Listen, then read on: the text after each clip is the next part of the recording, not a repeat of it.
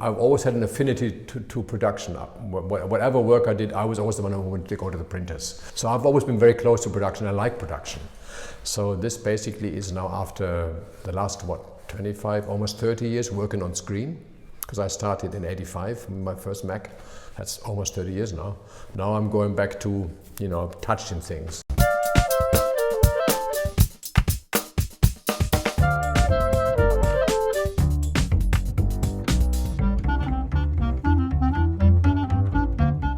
There's two differences between what we do here and what we've done on screen.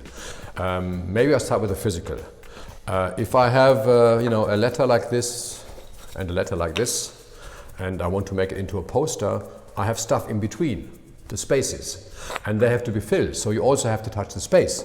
And everything you touch and put in the machine, afterwards you have to clean it up and put it back again, put it back on the shelf or in the rack or whatever. So that's the first experience, you don't just hit a button, delete, there's no delete, there is no return, you have to touch everything. You have to think about it, you have to plan a little more, and whatever you do is fairly permanent. So that's the practical thing, which is kind of unusual.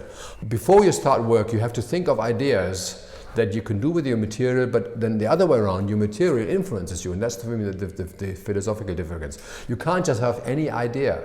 You basically have a rough idea and then you start working, and then the material shapes your idea. There's a certain size that the machine can do.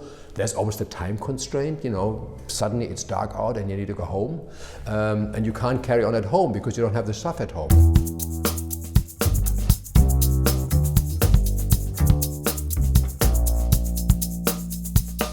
I look at my drawer and I know what I have. What paper have I got, what machine have I got, what inks have I, what type have I got. So it's kind of easy in a way. Whereas on the computer, oh my God, I got FontShop, I can do images that didn't exist before. I can make photographs that look like paintings, or I can make paintings that look like photographs. I can make type that looks like images. I can make images that look like type. Here I can't. It's a modular system. I have the same letters, I can make different words, but they're always the same letters. So the constraints are totally different, and after 30 years on screen, most people find this interesting. There's another part other than nostalgia and limitations and constraints that I enjoy. There is also the fact that I'm one of the very few survivors. I mean, I'm 67 pretty much of this technology. I learned this stuff way back when I was 16, 17, and then I went into photo setting and stuff. And my generation is the last generation that has any contact. We have all the equipment because they don't break ever. We don't have the people anymore. So in a way, I'm also carrying on the tradition in a limited way, that if I bring people into here, younger people, who learn to use this equipment, to work with these typefaces, this great modular stuff, then that'll at least make some of this stuff survive. That is, after all, this is how Gutenberg printed 500 years ago. I mean, it hasn't changed very much because the invention, well, we always credit Gutenberg with the invention of printing. He didn't invent printing. That existed before. The Koreans did it, the Chinese did. Gutenberg invented movable type. That you take a letter and you print a word from many letters, and then you put the letters back in the shelf, and then you bring them out again. So the same letter works in 100 million different words, right? And that's what we're doing here.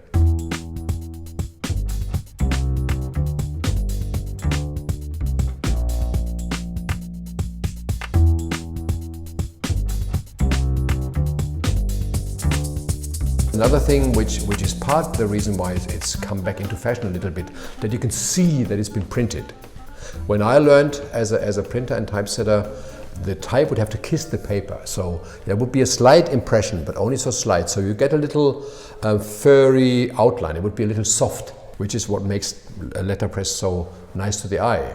Whereas what we see on the screen is incredibly hard.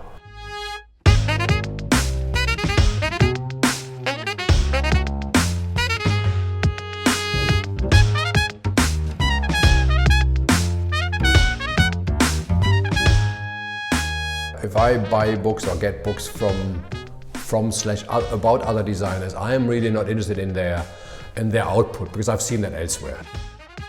How do you run a place with 100 people? How do you work with clients? How do you tell clients that you don't want to work for them? And what else do you do? What do you do when you go home? What do you do in your vacations? Have you got a family? how do they live with the fact that you work 24 hours a day? That sort of stuff is interesting for all of us. How do other people do it? So there's the person, the Mensch. There's an entrepreneur, you know, who builds companies, or we build companies, we make companies. We are managers, you know, we have a company that we have to run. Then there's the designer, and then there's the networker, the communicator. Some people get work by writing to clients. I've always got work through, like, I don't know, I never know, I just know people. So it's called networking, which I have never done intentionally, but I think I'm a born networker. I like to talk and I'm interested in people.